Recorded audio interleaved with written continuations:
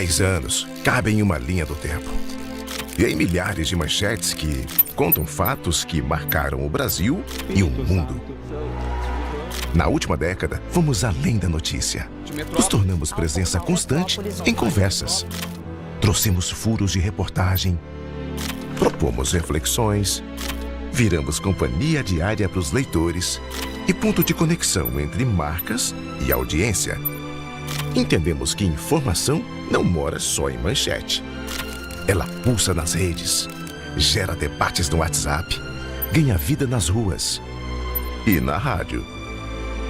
Nessa linha do tempo, produzimos conteúdos para além do digital. Criamos experiências, mexemos com emoções, lançamos desafios, provocamos novas ideias, conquistamos o topo, sendo o portal de notícias mais acessado do Brasil. Para nós, mais do que um número, isso é um lembrete de que cada clique é um voto de confiança. Cada apuração é uma responsabilidade. Metrópolis, 10 anos, porque enquanto houver histórias, estaremos aqui para contar. De olho no agora, conectado com o amanhã. Metrópolis, sobre tudo o que importa. Olá, para você que nos acompanha aqui no Portal Metrópolis. Hoje nós vamos conversar com o governador de Minas Gerais, Romeu Zema. Vamos abordar vários assuntos: segurança pública, eleições de 2026, governo Lula. Então, seja muito bem-vindo ao Metrópolis, governador Romeu Zema.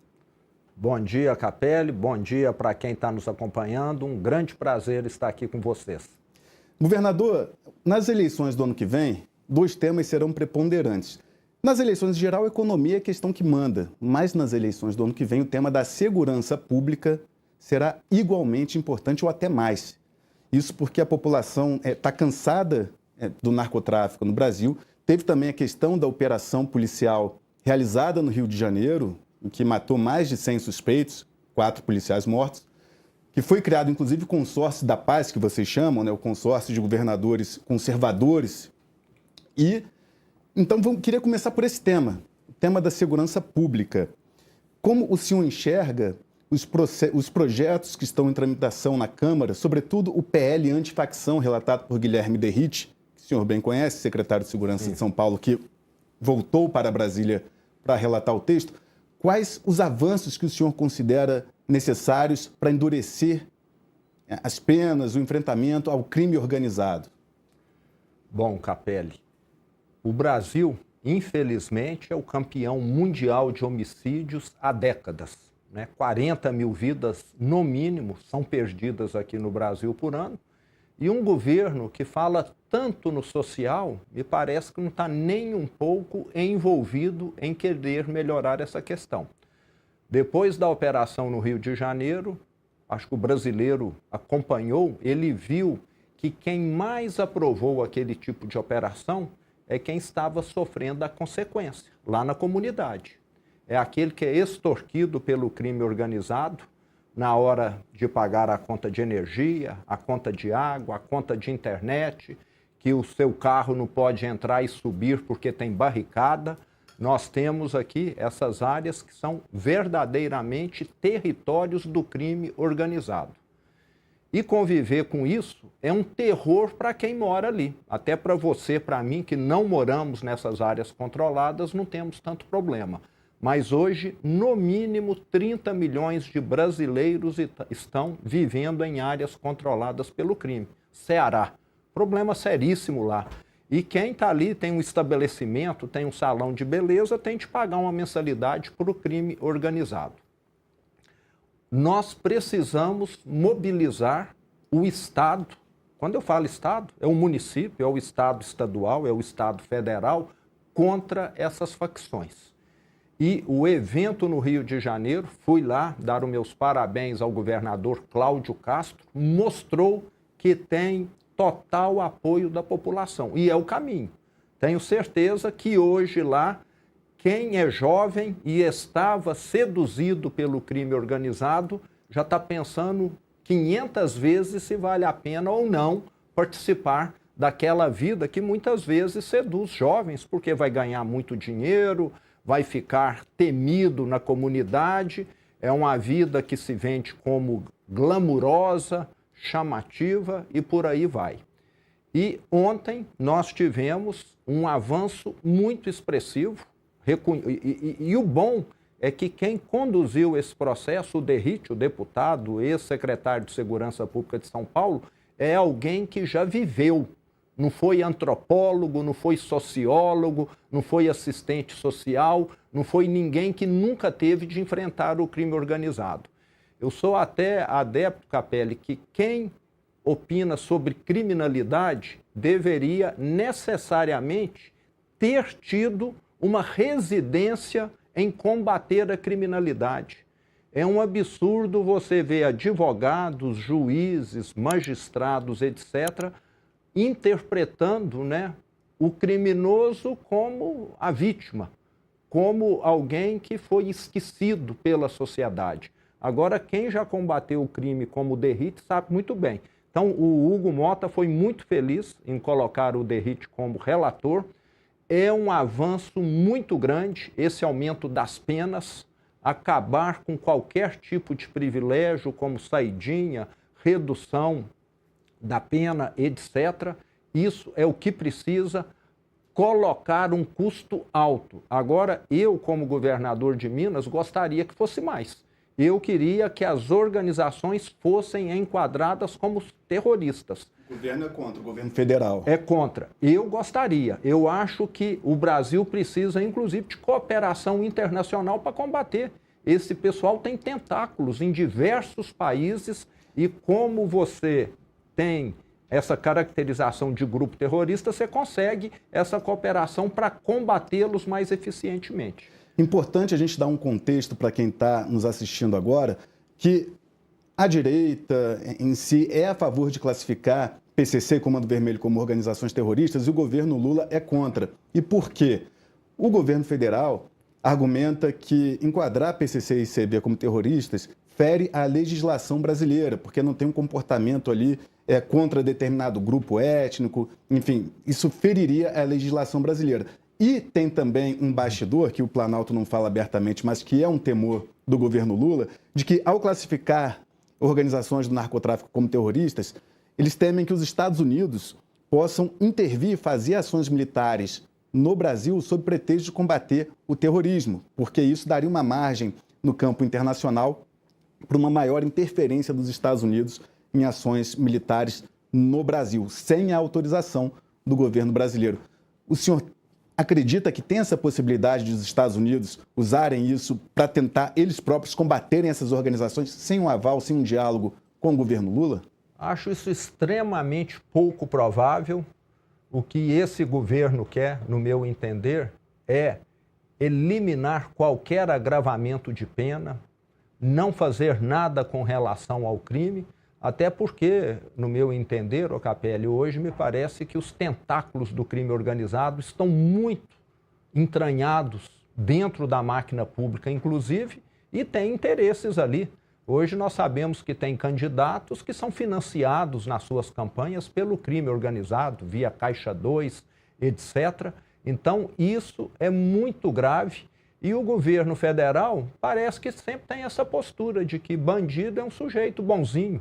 Só que eu gostaria que quem fala isso acompanhasse a polícia numa operação para ver se eles são recebidos com um buquê de flor, com um cafezinho, com pão de queijo quente, ou se são recebidos a balas. Porque quem acompanha a criminalidade sabe que tem de ter rigidez total nesse combate. E a cooperação internacional é bem-vinda. Agora, como eles temem uma cooperação internacional que pode aflorar muita coisa, inclusive com relação a pessoas da esquerda, que muitas vezes pode estar participando, se beneficiando, eles... Eu não saberia dizer nomes, né? Mas fica muito claro. Eles acobertam porque, de certa maneira, tiram proveito.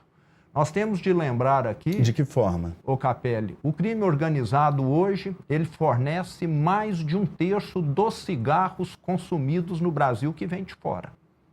São bilhões de reais que alguém está ganhando, que são sonegados, crime organizado não paga imposto, e esse rio de dinheiro que é movimentado tem beneficiado muitas pessoas que eu não sei quem é, mas são bilhões. nós estamos falando de cigarro, nós estamos falando dos gatos para todo lugar aí, principalmente no Rio de Janeiro. A Companhia de Energia do Rio está falida, porque o que ela vende, ela não recebe. É praticamente tudo gato. Quem que recebe isso? O crime organizado. Então, nós temos hoje grandes interesses no Brasil e isso atrapalha o desenvolvimento. Nós estamos falando de não arrecadação, nós estamos falando da não criação de bons empregos. Quem vai trabalhar nesses locais não é nada formalizado, não tem nenhuma perspectiva de desenvolvimento, e isso tem sido um peso para a sociedade, para a economia do Brasil, o crime organizado. O Brasil poderia estar crescendo muito mais não tivesse esse câncer aqui chamado facções criminosas e crime organizado. Governador, o senhor fez críticas a especialistas que se colocam como especialistas em segurança pública e comentam, por exemplo, a operação que teve no Rio de Janeiro, com críticas. Teve algum comentário desses que o senhor ouviu que lhe chamou mais a atenção para o senhor externar essa crítica aqui no programa? Eu iria diretamente ao presidente. O presidente deveria ter lamentado as 4 vidas perdidas dos profissionais da segurança pública. Esses profissionais da segurança pública que têm família, que estavam defendendo o Estado e o Estado de Direito e os brasileiros de bem, tiveram as suas vidas interrompidas. Agora o presidente foi se manifestar a favor do cento e alguma coisa lá. Falou em matança. Falou em matança. Na minha opinião, aquilo foi uma ação policial eficiente. Matou quem? Quem recebeu a polícia a bala. A polícia tinha um mandado de prisão, foi recebida a bala e ela vai reagir como? Ela vai ficar andando e levando tiro? Não vai. Ela vai revidar. Foi o que aconteceu. Todos tiveram a oportunidade de se entregar. Muitos estão detidos hoje, vivos, porque se entregaram. Só perderam a vida aqueles que revidaram. Então, lamentável uma declaração dessa da principal autoridade do Brasil. Pode ser considerada eficiente uma operação que teve abaixo de 4 policiais? São 4 policiais que perderam as vidas, 4 famílias que ficaram, né, sem... Por esse lado, diria que não, né? O ideal é que não tivesse tido nenhuma perda. E, além de perder 4 vidas, tivemos pessoas feridas, alguns gravemente, né? Inclusive com perda do membro inferior. Então, por esse lado aí, não. Mas, pelo lado de não ter tido nenhum inocente que foi atingido, aí foi sim. Sim, porque a polícia ela fez uma operação de modo que conseguiu botar no meio da mata as pessoas que estavam ali trocando tiros, a polícia encurralou e dessa forma fez essa operação policial. Inclusive, a gente exibiu vídeos aqui no Metrópolis, governador, que mostram os traficantes atirando, disparando e ferindo policiais militares também, para não parecer que foi algo que não houve uma troca de tiros, não houve confronto. Foram mortos 4 policiais. É importante destacar e dar apoio às forças de segurança, afinal eles estão ali fazendo o papel deles, né? Os políticos têm ali no andar de cima a ordem e os policiais executam ali no operacional. Exato. Em relação ao Consórcio da Paz, né, que reúne governadores, entre eles o senhor, que estão discutindo o tema da segurança pública, prestando ali apoio ao Cláudio Castro, governador do Rio de Janeiro. Tem pesquisas que mostram uma adesão grande da população a essa operação policial no Rio de Janeiro. Mas também há pesquisas que mostram que parcela considerável da população vê o Consórcio da Paz como um grupo com objetivos eleitorais, eleitoreiros. O Consórcio da Paz é eleitoreiro? Bom, Capelli, vamos aqui esclarecer muito bem. Nós já temos um comitê, um grupo de trabalho de segurança pública no Consórcio Sul-Sudeste, o COSUD, que, inclusive, em março do ano passado, eu e os 6 governadores do Sul e do Sudeste, nós somos 7, os 3 estados do Sul, os 4 do Sudeste, levamos ao ministro Lewandowski 3 sugestões muito simples para combater a criminalidade. Infelizmente, nenhuma entrou na PEC. E olhe só que são coisas simples e básicas. Uma delas, quem romper tornozeleira eletrônica terá a sua prisão decretada automaticamente. Não precisa passar por nenhum juiz julgar e avaliar. Hoje, quem rompe a tornozeleira eletrônica, que está nessa liberdade condicional, vigiada, precisa ter um novo mandato de prisão para ser detido. Para mim, romper tornozeleira eletrônica é o mesmo que pular o muro do presídio, concorda? Deveria ser automático, básico. Outro ponto que nós queremos, quem tem mais de 3 passagens pela polícia pelo mesmo delito, na audiência de custódia, não ser liberado. Em Minas Gerais, nós temos um caso que eu vi, uma pessoa que tem 88 ocorrências de furtos, de roubo de celular, deve estar roubando mais uma vez hoje e vai ser solto amanhã na audiência de custódia. Então, nós queremos que essas pessoas fiquem detidas. E o terceiro ponto, muito simples também, é que o policial tenha liberdade de abordagem. Hoje nós temos muitos policiais em todo o Brasil respondendo processos porque abordaram alguém que tem a característica X e foram taxados de X-fóbicos. Então o policial hoje fica pisando em ovos. Nós queremos da liberdade. Se tem alguém nessa relação crime e Estado em quem eu devo confiar, é no agente do Estado e não no agente criminoso.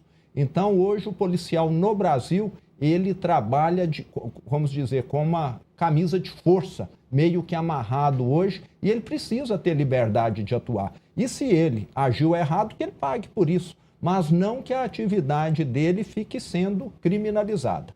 E o Consórcio da Paz, como você perguntou, ele está baseado nesse grupo de trabalho do COSUD, e nós estamos convidando outros governadores, principalmente aqueles de direita, que quiserem vir e estar somando. O Centro-Oeste está totalmente junto a nós. Vamos estar compartilhando práticas, como muitas vezes já acontece lá em Minas. Nós temos lá seminários de segurança pública que vão pessoas do Brasil todo.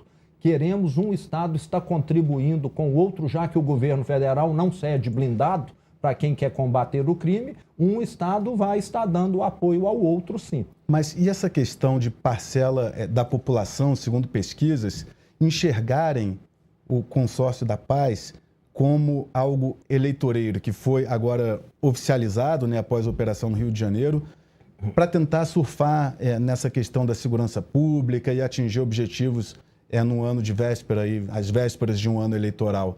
Por isso que eu lhe refaço essa pergunta. O Consórcio da Paz, ele é um projeto eleitoreiro ou não? E por quê? Então, o que eu tenho te dizer é o seguinte, de certa maneira ele já existia no COSUD. No Centro-Oeste, que tem um consórcio dos estados do Centro-Oeste, também havia um grupo de trabalho. E esses 2 grupos falaram, vamos trabalhar juntos, e outros governadores do Nordeste, do Norte, que quiserem participar, estão convidados. Então, vale lembrar, é algo que já existia, e o que nós queremos reforçar é o seguinte, nenhum estado que vier a ter problema com criminalidade vai ficar sem apoio dos outros estados, já que o governo federal se negou a dar. Então, nós deixamos claro, esses estados que já estão participando, e são os estados mais populosos do Brasil, que têm o maior efetivo, estão prontos para estar ajudando. Governo federal, Lula não quer ajudar, nós vamos ajudar a combater o crime. O senhor é pré-candidato à presidência da República pelo Partido Novo e eu queria saber se o senhor se eleger presidente, o senhor iria trabalhar para classificar Comando Vermelho e PCC como organizações criminosas? E se sim, o senhor ia buscar a cooperação dos Estados Unidos para combater essas facções? Eu as caracterizaria como organizações terroristas, certamente faria... Organizações terroristas, desculpa, eu falei criminosas. Organizações terroristas. Exato. Faria todo o possível para caracterizá-las. Nós temos de lembrar o seguinte, nós temos jovens morrendo, nós temos famílias sendo destruídas, nós temos o desenvolvimento econômico sendo prejudicado, criminosos enriquecendo, extorquindo os mais pobres. E você vai ficar fazendo vista grossa para isso? 40 mil homicídios por ano? Não dá para fazer vista grossa. Eu, na minha opinião, e acredito, com criminoso como esses que usam escudo humano, que incendeiam ônibus, não sei se você viu agora lá no Rodoanel em São Paulo, tem um motorista lá com bomba no corpo, porque fizeram lá uma ação. Esse tipo de ação, para mim, é ação terrorista e não um crime comum, que é o sujeito que está furtando o celular, etc. E todo rigor possível, o que a lei permitir para combater esses criminosos, eu sou favorável. E se tiver ajuda, cooperação internacional, Capelli, melhor ainda, porque eles estão ramificados na Europa, na Ásia, nas Américas aqui. Toda ajuda para combater o crime organizado será bem-vinda. E parece que hoje nós temos um governo federal que não quer que isso ocorra. Eu pergunto dos Estados Unidos, porque o governo Trump já manifestou interesse ao governo Lula de classificar PCC e Comando Vermelho como organizações terroristas. E por isso que eu lhe faço a pergunta dos Estados Unidos.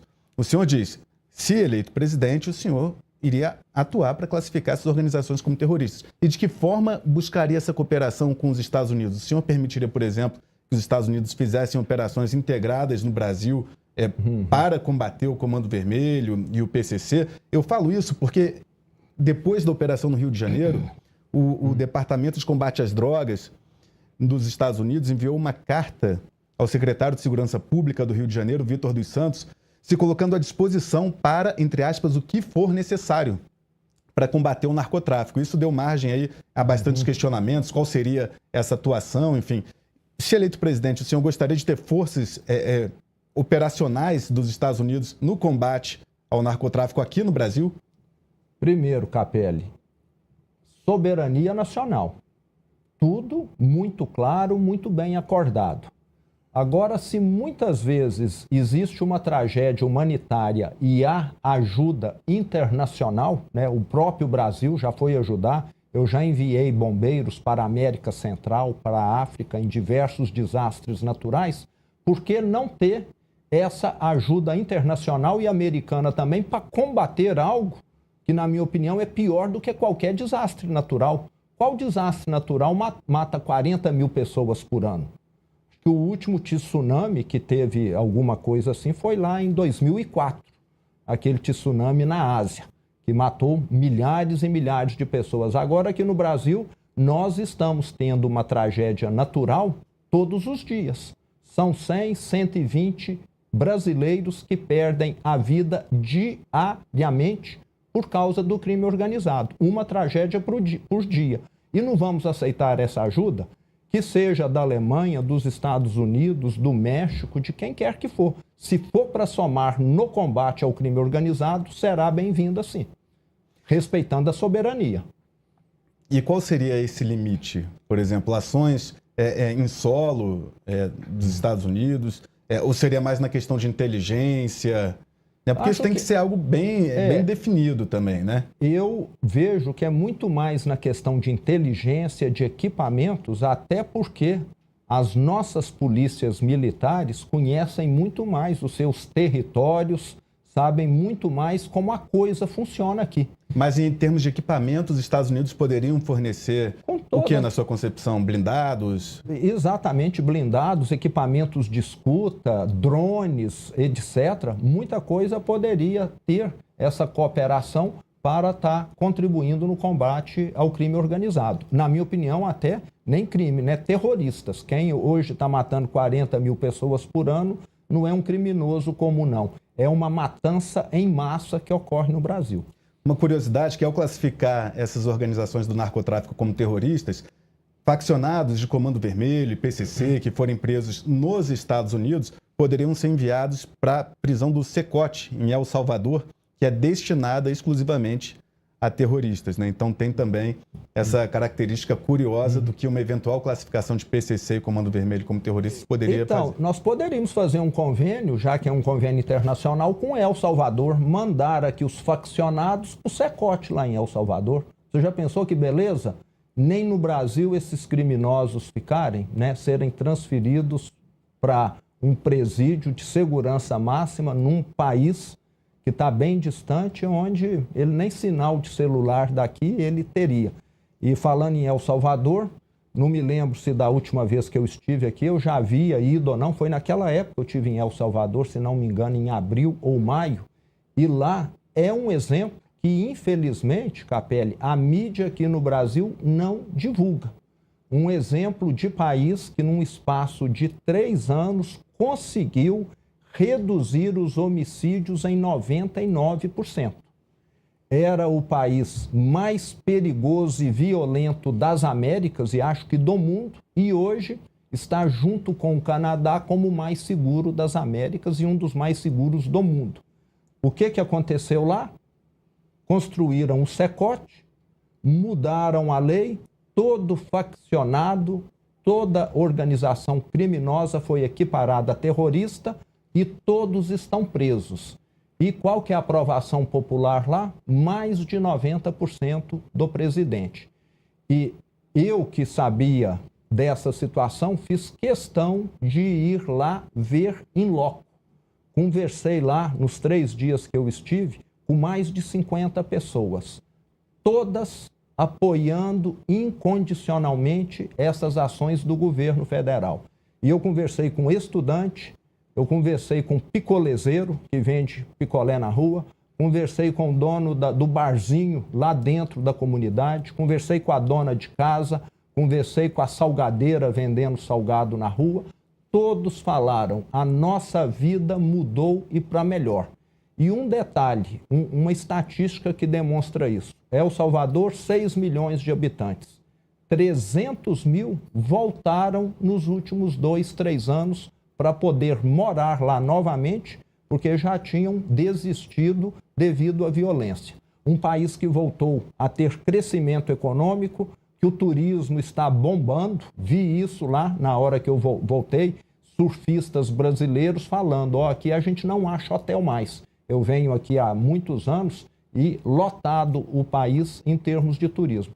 Então dá para ver que existe coisa que funciona, mas parece que a mídia aqui no Brasil não gosta muito de mostrar aquilo que dá certo contra a criminalidade. Não sei se estão tirando vantagem também. Vai ser uma proposta sua, nas eleições do ano que vem, fazer um convênio com El Salvador para enviar faccionados de PCC e Comando Vermelho para o temido presídio do Secote? Se não for possível isso, acho que nós tínhamos de construir pelo menos um Secote no meio da floresta amazônica, você entendeu? Num lugar bem isolado e falar terrorista, membro de organização criminosa vai ficar aqui agora nesse Secote brasileiro aqui, sem acesso a nada, totalmente isolado. Quais seriam as características desse presídio federal que o senhor propõe?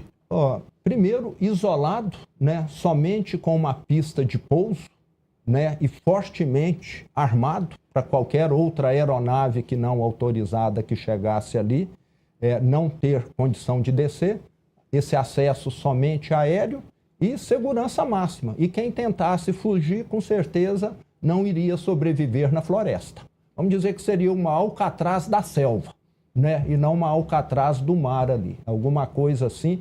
Porque nós precisamos dar essa resposta. Nós precisamos mostrar que existe um lugar adequado para essas pessoas que matam 10, 20, 30, igual a gente mata barata.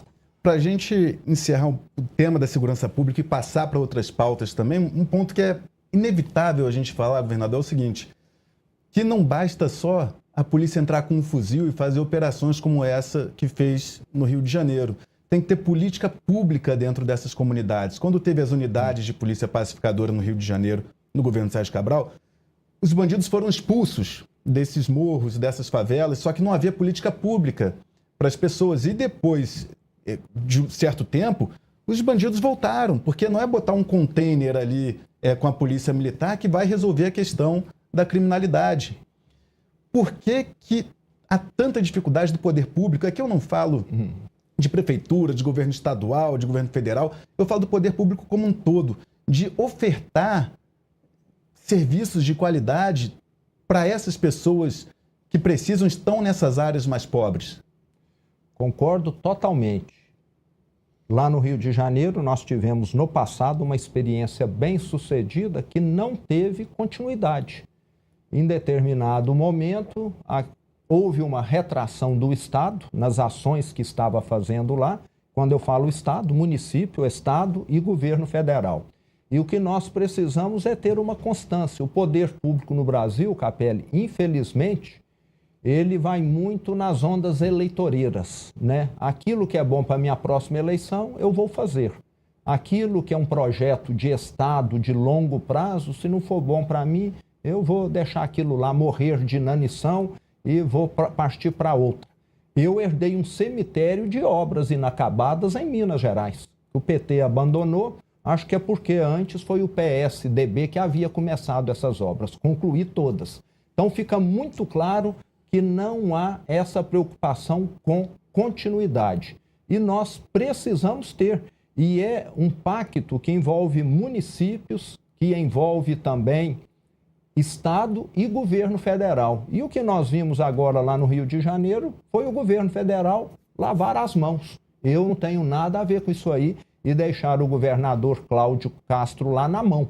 Se ele tivesse mandado, cedido blindados, algo que estava lá parado numa garagem, ele já teria dito, sinalizado: eu estou aqui do seu lado, governador. E isso inibe os criminosos. Então é necessário nós termos essa união e oferecer serviços bons nas comunidades. Boas creches, boas escolas, boa saúde. Isso é necessário para a população ver a presença do Estado. Porque senão, às vezes, é o criminoso que oferece e que fica sendo considerado benfeitor. E eu incluiria aí também a questão de oportunidades de trabalho, né, de negócio, seja no empreendedorismo, seja fazendo uma função, exercendo uma função no mercado, né, porque realmente o que faz muitas pessoas, como o senhor bem disse, governador, entrarem para o mundo do crime é a possibilidade de ganhar dinheiro, né, que as pessoas muitas vezes buscam e não conseguem, e aquelas que são mais fracas acabam cedendo e indo para esse lado. E eu completo, e o custo baixo do crime, que agora vai aumentar com o PL do Derrite, né? O custo do crime é baixo, por isso que fica convidativo. Por que vai aumentar o custo? Em vez dele ficar ali 2 anos, 3 anos detido, ele vai ficar agora talvez 20, 30 anos detido. O senhor fala do aumento das penas. O aumento das penas, isso. O custo aumenta. E nós temos muitos estudos, né? Eu já tive acesso com criminosos que falam: por que você entrou por crime? Ele fala: porque compensa. Eu vou ganhar tanto e o máximo que eu vou pagar é tanto. Ele faz a conta ali e vê que compensa. Agora não, vai ter uma mudança. Governador, eu publiquei na coluna semana passada que o ministro Alexandre de Moraes já olhou a cela para a qual pretende enviar Bolsonaro. Tirar Bolsonaro da domiciliar e enviar para um presídio. Se eleito presidente, o senhor atuará para tirar Bolsonaro da cadeia, para conceder uma anistia? Certamente. A ele e a todos que ainda estão detidos devido àquilo que foi chamado, né, de golpe, que não foi do dia 8 de janeiro de 2023. Nós precisamos passar uma borracha nesse episódio, que não foi golpe, foi um ato de vandalismo, condenável, errado, mas golpe não. Talvez seja o único golpe no mundo, se o nome é esse, né, não armado, sem envolvimento de qualquer força de segurança. Baderneiros, depredadores que merecem pena, mas não de atentado ao Estado de Direito. Já tivemos muitas manifestações em Brasília com depredação e não foram taxadas de golpe. Então, é necessário nós darmos esse indulto a essas pessoas e principalmente ao presidente, que ainda tem problemas de saúde acarretados pela facada que ele sofreu lá em 2018. Como o senhor enxerga essa possibilidade de Bolsonaro deixar a prisão domiciliar e ir para um presídio? Eu vejo mais como um plano midiático da esquerda do que como uma necessidade. Mas esquerda, porque quem determina é o STF, não são os políticos. Mas nós temos de lembrar que estão bem conectados, né? Hoje nós temos um STF que parece que está muito tendencioso, né, a fazer aquilo que tem sido adequado para a esquerda, para o governo federal ou boa parte dos ministros. E nós temos de lembrar o seguinte, ele já está em prisão domiciliar há alguns meses, não tem causado nenhuma ação que possa justificar desobediência ao que foi determinado na sentença. Então, por que não mantê-lo lá, aonde fica mais fácil dele tratar da saúde, ter uma convivência com os familiares, receber algumas visitas, em vez de mandá-lo para o presídio? Ele não oferece nenhum perigo.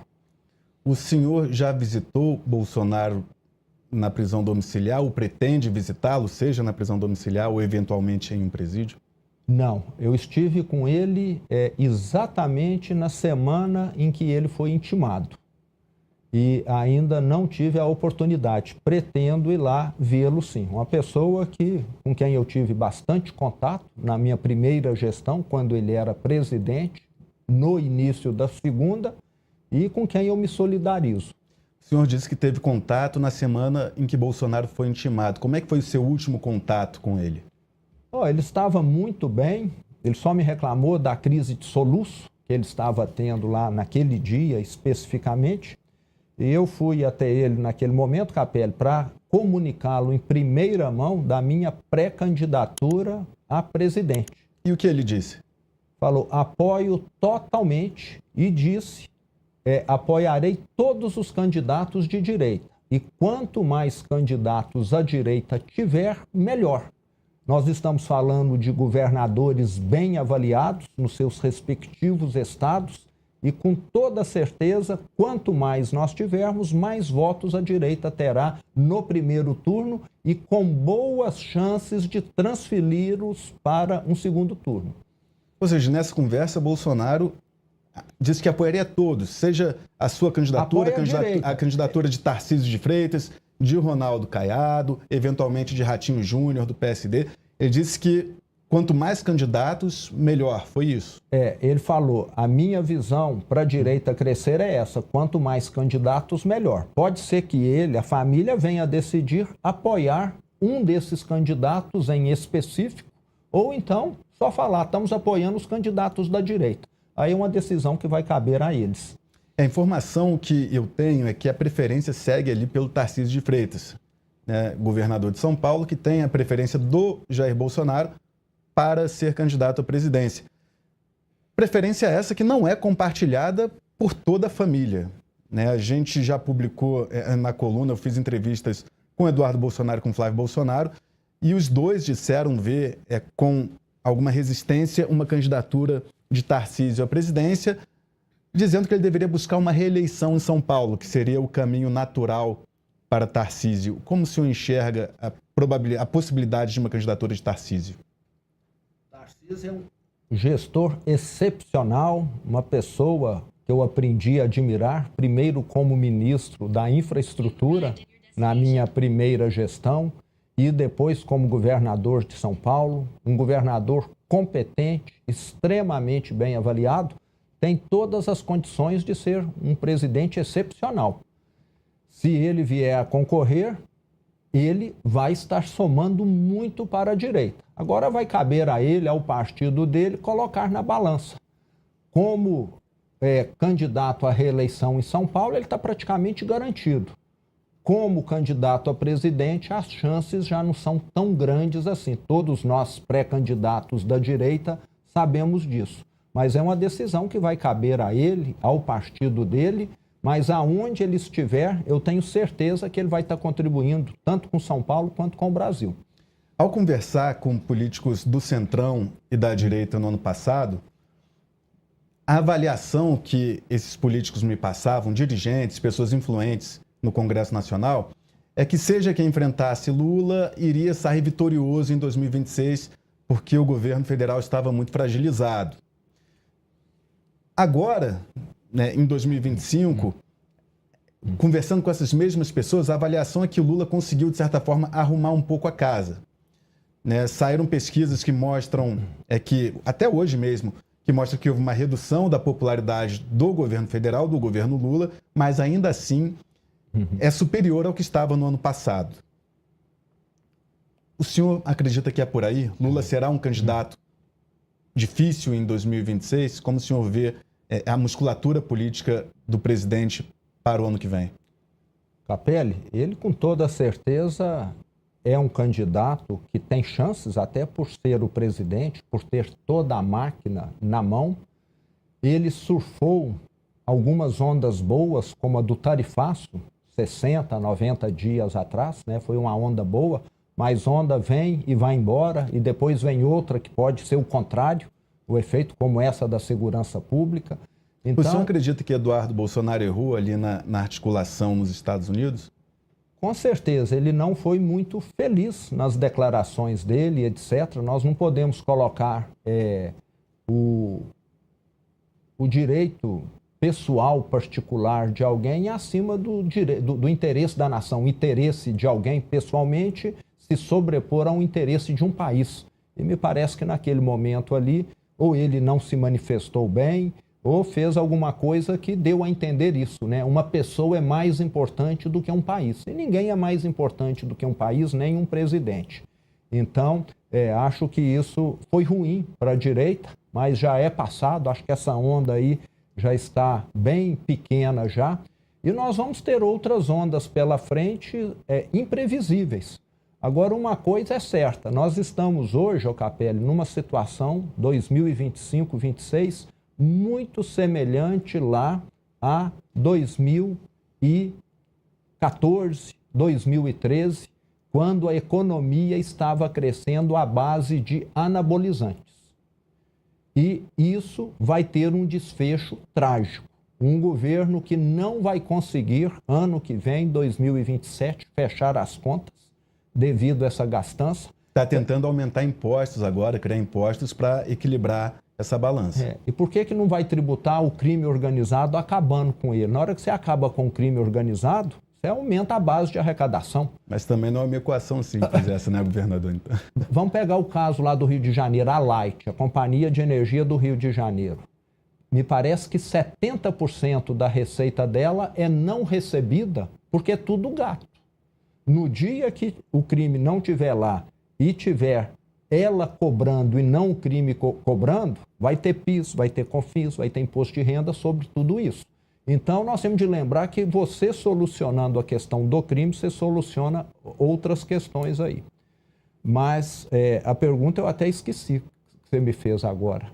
A gente está falando Você falou que teria outras ondas. Isso, que terá outras ondas que virão. Outras ondas. Então, eu vejo assim, a economia vai começar a ratear qualquer hora. Eu só não sei se é daqui a 6 meses, se é daqui a 1 ano. Mas que ela vai começar a ratear, vai. É como se fosse um organismo que está tomando anabolizante, o músculo cresce, parece que está uma maravilha. Mas vai vir problema renal, problema hepático, problema cardíaco, problema de impotência. Isso vai aparecer. Vai ser cópia do que aconteceu com a Dilma lá em 2015 e 2016. No Congresso Nacional, o cenário é muito semelhante. No Congresso Nacional agora está tendo um impasse. A gente conversou ontem na coluna com o presidente da Comissão Mista de Orçamento, Efraim Filho, e não está tendo um consenso entre o governo e Congresso Nacional para aprovar a lei de diretrizes orçamentárias, porque o governo quer aumentar impostos, quer criar impostos, e o Congresso não quer aumentar impostos. Diz, olha, a carga tributária já é muito alta e não queremos criar mais impostos. Nem mesmo a dita taxação dos super ricos, que não atinge apenas os super ricos, a gente sabe. Mas é o que vende ali o governo para tentar emplacar alguns impostos. Então tem uma possibilidade real de não chegar a um consenso e ter que aprovar um orçamento às pressas para o ano que vem, que pode não ser o ideal para a população brasileira. Essa questão do orçamento realmente é bastante importante, governador.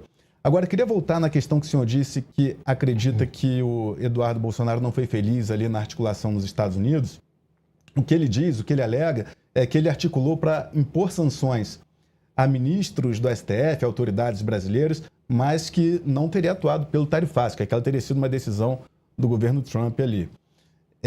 Ainda assim, o senhor acredita que houve ali um equívoco na forma do Eduardo de atuar nessa questão dos Estados Unidos. Qual foi o erro dele ali? O Capelli, em determinado momento, né, ele parece ter se manifestado dizendo que caberia sanções ao Brasil porque determinadas pessoas estavam sendo condenadas, né? Eu sou favorável às sanções a quem está causando esse problema, aos ministros, aquelas pessoas que estão julgando de maneira tendenciosa e não aos 210 milhões de brasileiros. Ainda em relação a Eduardo, recentemente ele fez uma crítica pública ao deputado federal Nicolas Ferreira, dizendo que Nicolas estaria atuando para criar um grupo à parte de Bolsonaro. Como o senhor enxerga essa crítica? Nicolas, que é um deputado do seu estado, o deputado federal mais votado do seu estado, é pertinente a crítica que Eduardo Bolsonaro fez a Nicolas Ferreira ou não? O Nicolas é um excelente deputado, me dou muito bem com ele, com o Eduardo já estive diversas vezes, me dou bem. Acho que ele não foi também muito feliz nessa colocação. E nós temos de dar um desconto aí devido todo esse momento que ele está vivendo. Está meio que exilado nos Estados Unidos, com o pai condenado. E a pessoa, quando está numa situação dessa, muitas vezes faz algumas declarações que não são muito pertinentes. O senhor falou que é favorável às sanções para o CPF, né, das pessoas. Exato. E não um tarifaço que acaba atingindo a economia brasileira como um todo. Falando em sanções a nível pessoal, teve o ministro Alexandre de Moraes, que foi sancionado com a mais severa das leis dos Estados Unidos, a lei Magnitsky, e teve outros ministros que perderam o visto de entrada nos Estados Unidos. Se eleito presidente, o senhor atuaria para que houvesse o impeachment de magistrados do STF e quais, na sua concepção? Bom, Capelli, eu vejo que o Senado precisa exercer uma função que, me parece, ele não tem exercido. Eu falo que em todo lugar que tem pessoas, você tem pessoas boas e pessoas ruins. E a lei no Brasil hoje, da forma que ela está, ela considera que quem está na magistratura é perfeito. Né? Você não tem um magistrado que foi demitido, não existe isso. 99,5% dos magistrados são pessoas do bem que fazem o seu trabalho corretamente. Agora, aqueles que não são, precisam ser punidos da mesma maneira que um policial é punido, da mesma maneira que um presidente aqui no Brasil já foi punido com impeachment, etc. Então, nós precisamos avançar e depende muito do Senado. Aí eu acho que nós temos de fazer esse processo e quem vai ganhar com isso é a justiça, vale lembrar. Porque ela vai passar a ter muito mais credibilidade.